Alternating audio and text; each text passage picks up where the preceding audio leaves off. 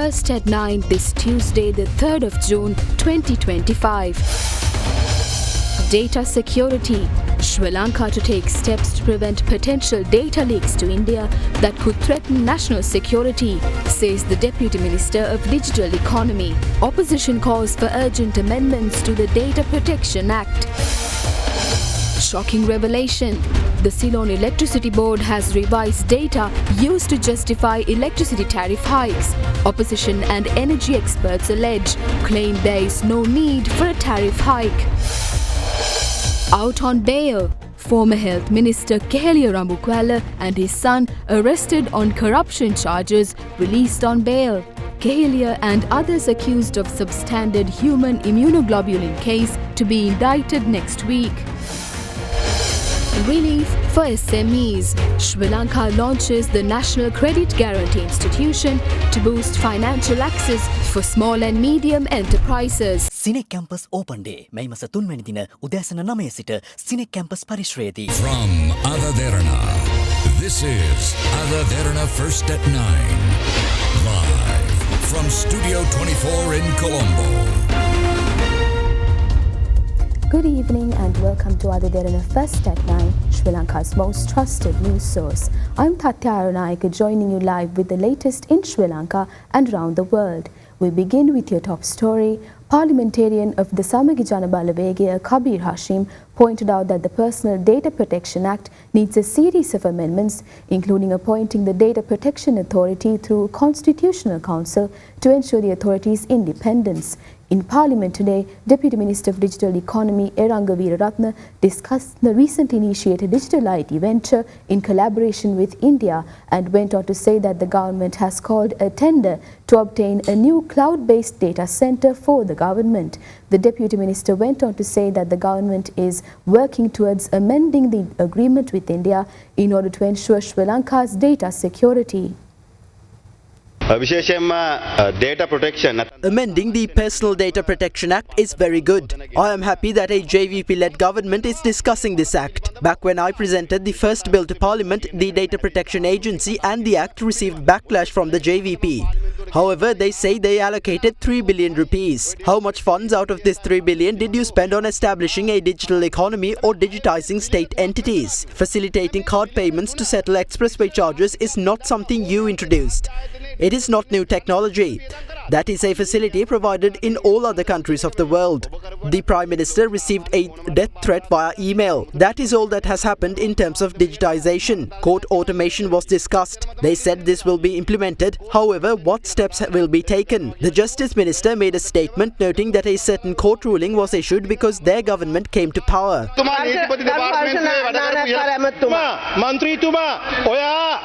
Please don't make speeches here after referring to edited videos. If you want the full visual, I will send it to you.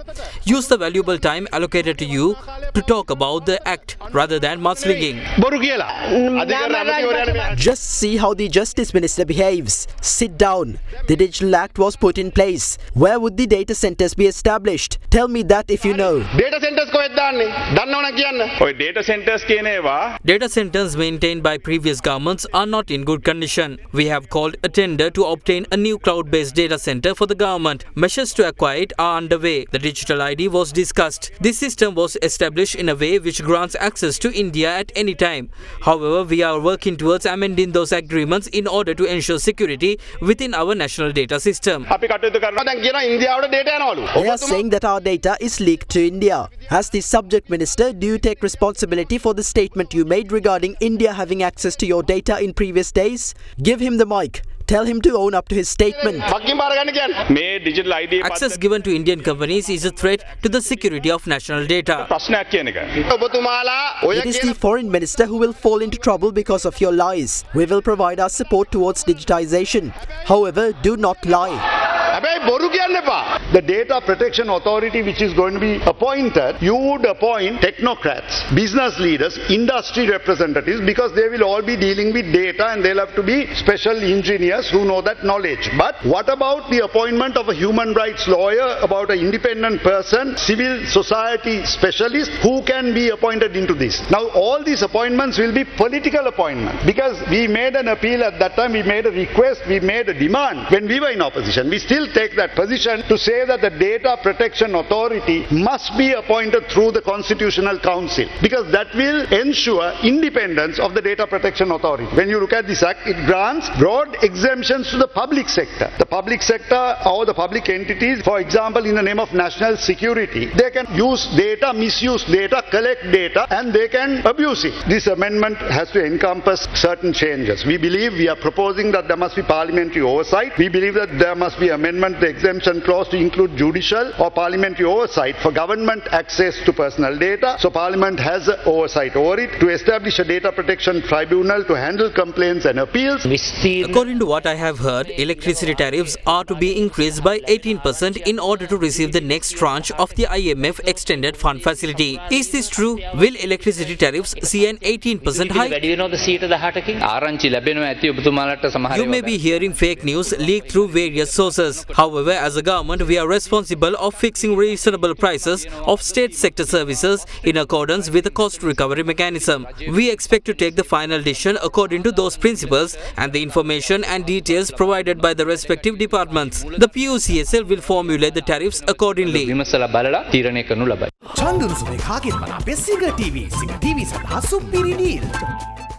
Cabinet spokesperson Minister Dr. Nalinda Jayatissa says a new public partnership unit is expected to be established to increase the efficiency of investment-related processes as the demand for investments is increasing. Commenting on the new Metro Bus unit, the Cabinet spokesperson said the Metro Bus unit will operate as a state-run entity for the time being, but added that no decision has been made yet to include the private sector in the project. With that, here's more on Cabinet decisions taken during the week. The Cabinet of Ministers has approved the establishment of a public-private partnership unit within the Ministry of Finance based on a formal legal mechanism.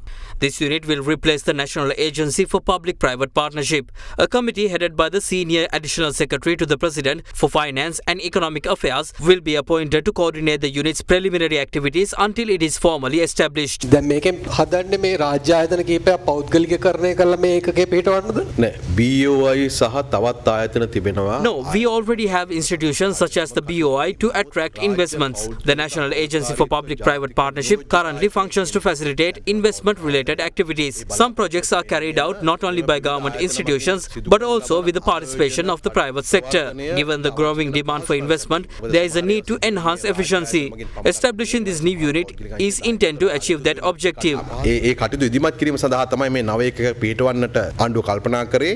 Meanwhile, to support the implementation of Sri Lanka's strategic plan in collaboration with the World Food Programme, a provision of $74.87 million has been allocated. Accordingly, the Cabinet has approved the signing of a Memorandum of Understanding between the Government of Sri Lanka and the United Nations WFP to ensure the effective utilization of the allocated funds. The Cabinet has approved two significant industrial development projects in the Western Province to address increasing investor demand. Accordingly, a new 350-acre industrial park named Ingiri Industrial Park will be established in St. Peter's Estate in the Kalutara district, which will focus on industries such as vehicle components, rubber, pharmaceuticals and mixed manufacturing. The project involves a total investment of 2.5 billion rupees for infrastructure development. Additionally, the development of the second phase of the Raigama Millennia Industrial Zone will commence on a 24-acre section of a 200-acre site in the new Vatalavat area with an investment of 500 million rupees.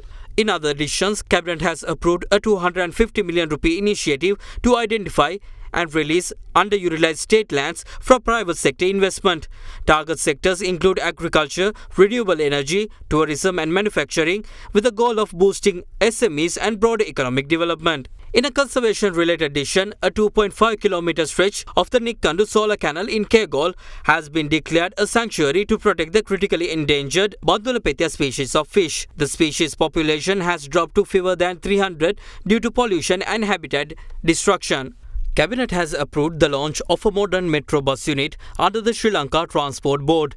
The project will introduce 100 advanced low-entry buses in the Western Province as part of a pilot initiative aimed at improving public transport comfort and efficiency. We plan to introduce 100 new buses as part of this pilot project. As you are aware, the Sri Lanka Transport Board faces challenges with many depots running at a loss. Therefore, the metro bus unit will be operated as a state-run entity. Following the success of the pilot project, we will decide whether to expand the program.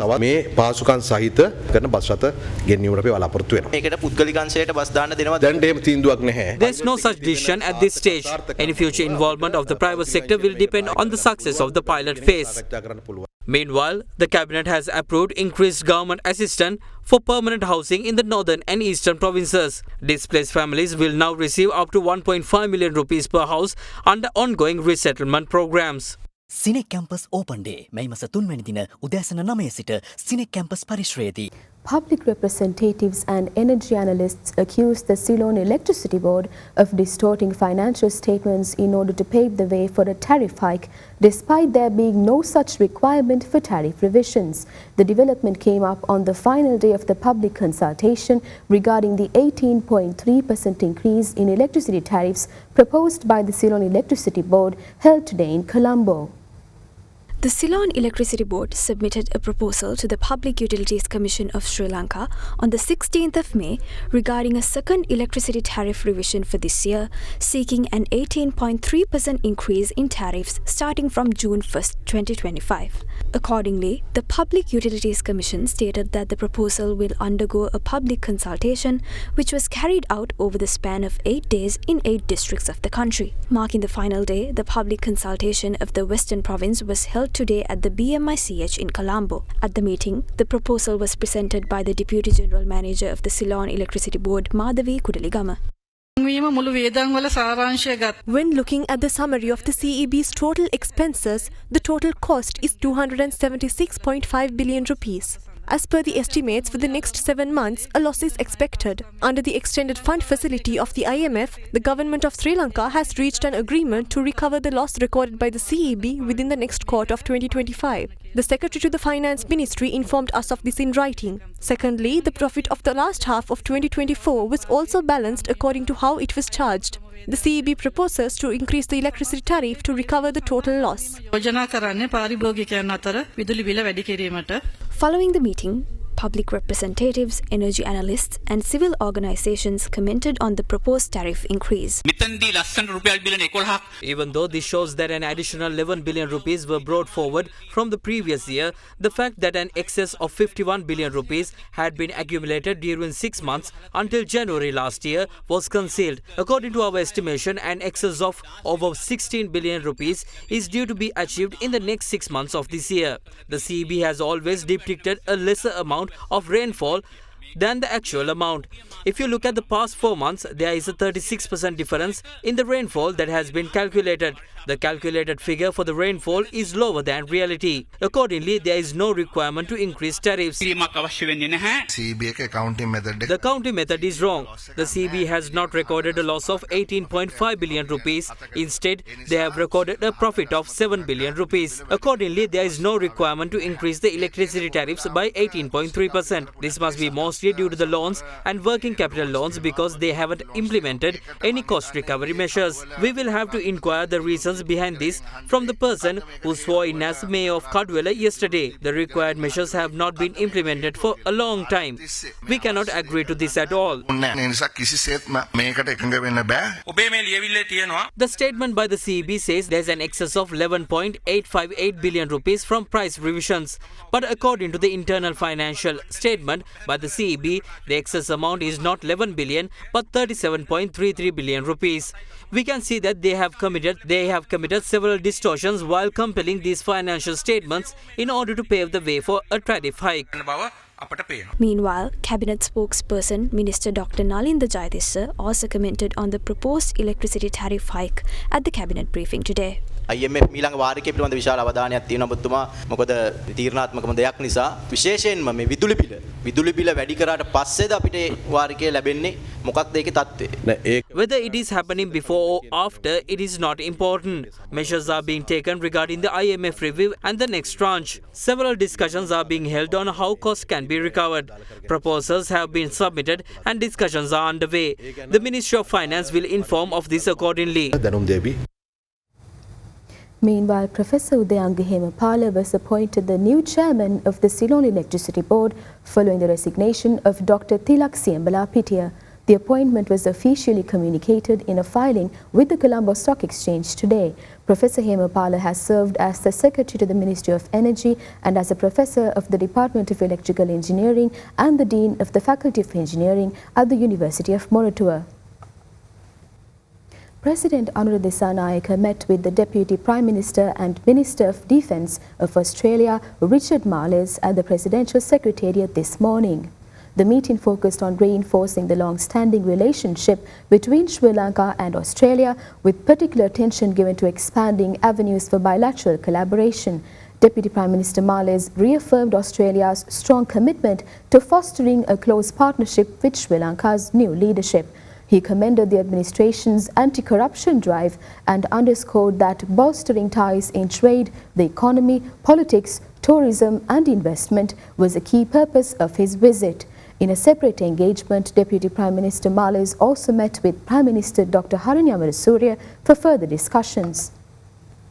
Now, the Disaster Management Centre reports that the recent adverse weather conditions have affected over 10,000 people across the country. Meanwhile, the Department of Meteorology forecasts that showers or thunder showers may occur in several areas across the island tomorrow.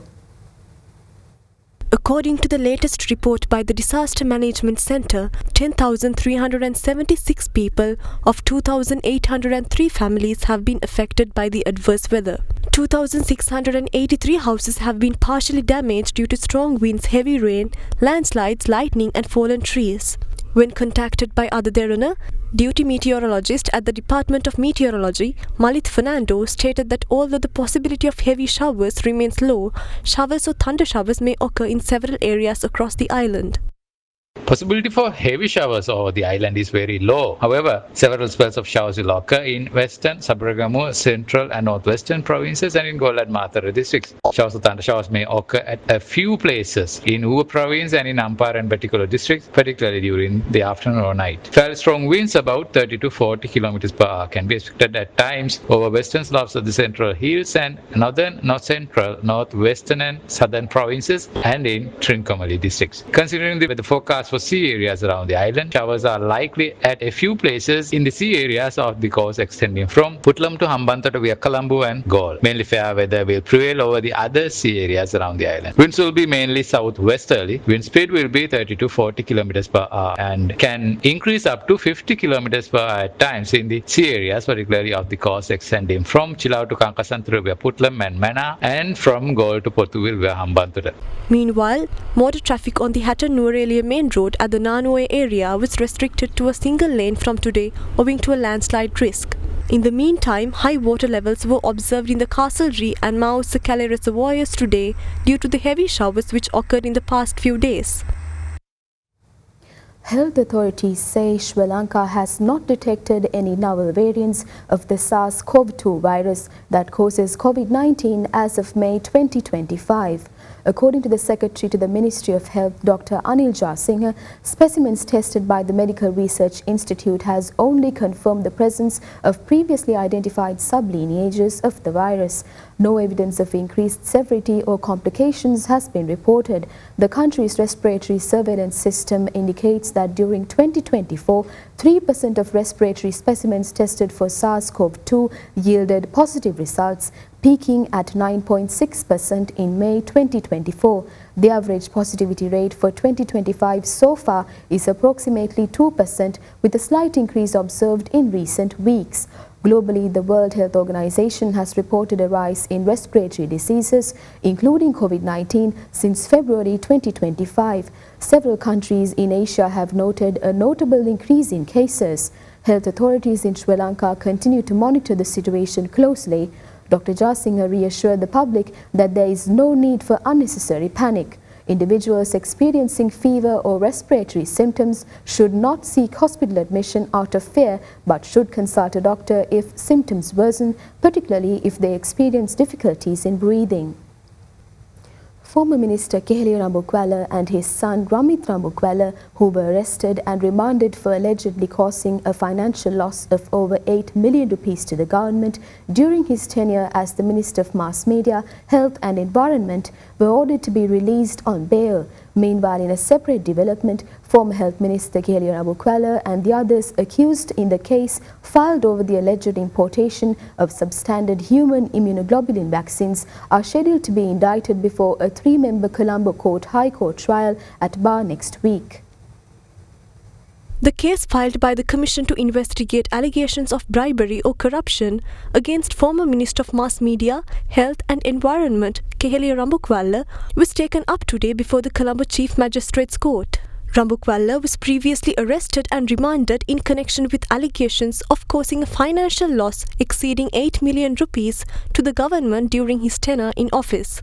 The Bribery Commission, having submitted its investigation report, revealed that the salaries and allowances allocated for 15 individuals who had been fraudulently designated as personal staff of the former minister had been deposited into a bank account registered under the name of Nishantha Bandara Basnayaka. Basnayaka, identified as the former coordinating officer to Rambukwala, is the third suspect in the case.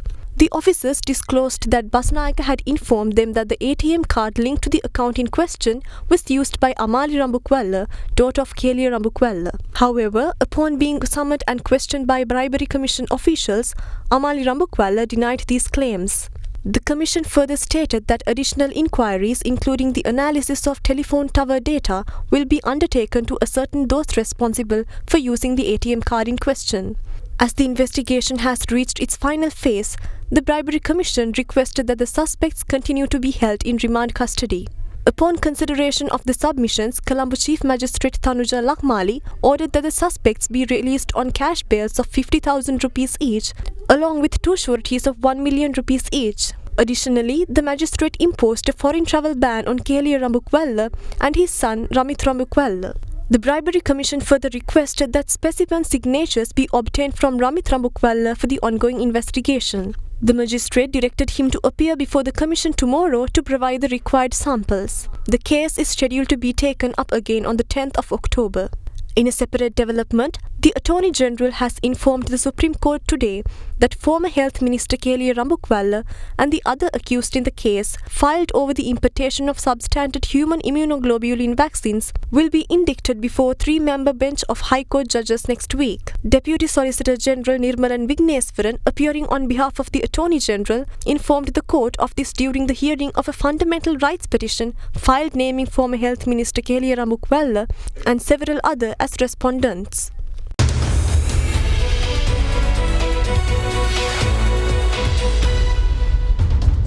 Welcome back.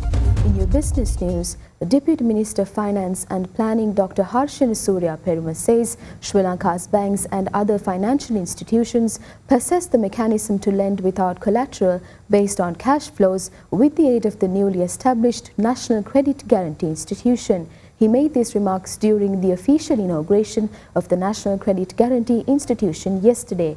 Addressing the same event, Central Bank Governor Dr. Nandalal Veerasinghe expressed confidence that information on creditworthiness and bankruptcy law will ensure financial inclusion and more access to credit. An event was held in Colombo yesterday to mark the official launch of the National Credit Guarantee Institution. Set up with a $50 million loan and technical assistance from the Asian Development Bank, the NCGI will provide a 67% credit guarantee for loans granted by participating lenders, reducing their risks to small and medium enterprises. I think we must emphasize the important role of creditworthiness information of the customer. That is one reason where banks or financial institutions can provide credit without collateral if we have a good information on creditworthiness. If they don't have credit information, creditworthiness, then obviously banks rely on collateral. When we don't have that information, there need to be some intervention coming from the government. When creditworthiness information is not available, especially MSMEs, that information is not available through CRIP. It's available only for existing creditors. This way, I think we need to develop that part separately. That's one important reform that yet to happen. Meantime, this credit guarantee institution is one other instrument where market-based instrument, the premium can be charged, but has a capacity to leverage initial capital as well as premium collection can be leveraged to provide much more access to people who banks wouldn't have information on the credit. The ability for the banks and financial institutions to ability to recover the credit whatever they have. This one guarantees the credit recovery so that banks can take more risk. So other one is the bank's ability to recover whatever the loans are given. If that is strengthened, then obviously other measure that I see to improve access, improve financial intermediation, make it more efficient, financial institutions should be able to recover whatever the loans that they have given if they are unable to collect. That's why we have long allegations of bad loans, write-off loans, and not being able to recover. I don't think if we have proper recovery processes, proper, transparent, fair recovery processes, that would not happen. Other reform that we have been talking a long time is the bankruptcy law. This also will help the credit delivery process to the whole economy. Bankruptcy law certainly helps the enterprises and entrepreneurs. The entrepreneur who cannot run the business any longer, they don't have to close and go shop. They can transfer the ownership to another entrepreneur who can run the business. So that enterprise is protected. Entrepreneur can move along and giving business to some other. That's a smooth process of transferring the enterprise without losing employment, without losing the business. I think that is another important pillar in this process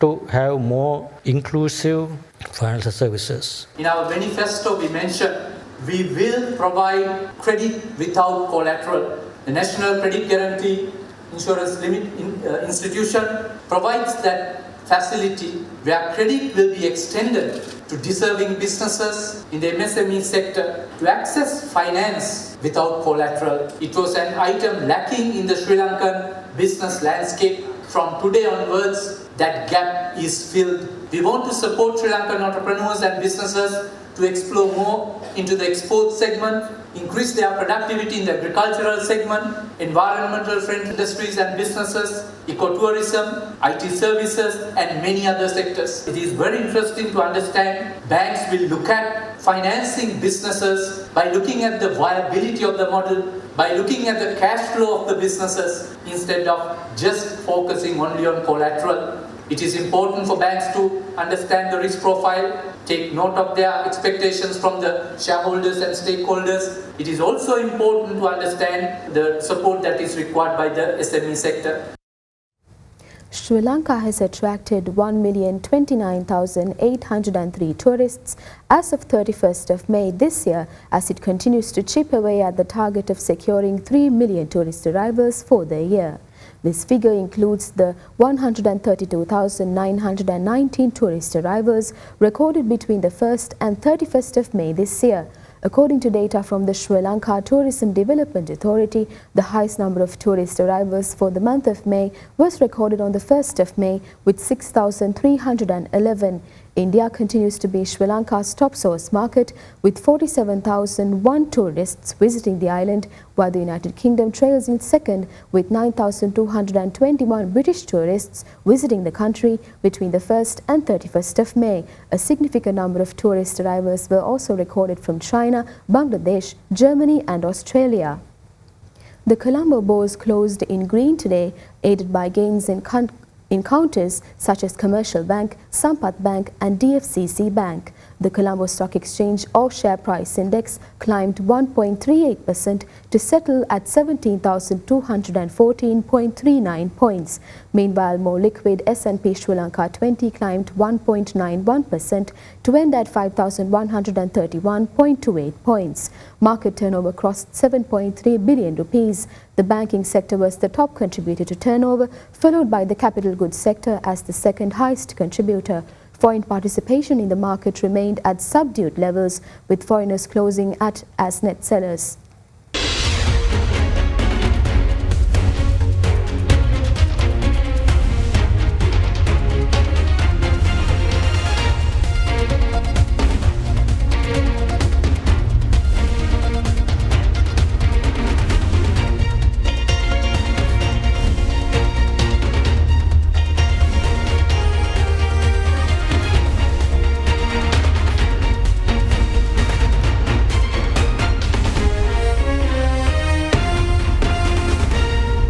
And with that, we wrap up tonight's edition of Derana First at 9. Thank you. Have a great night.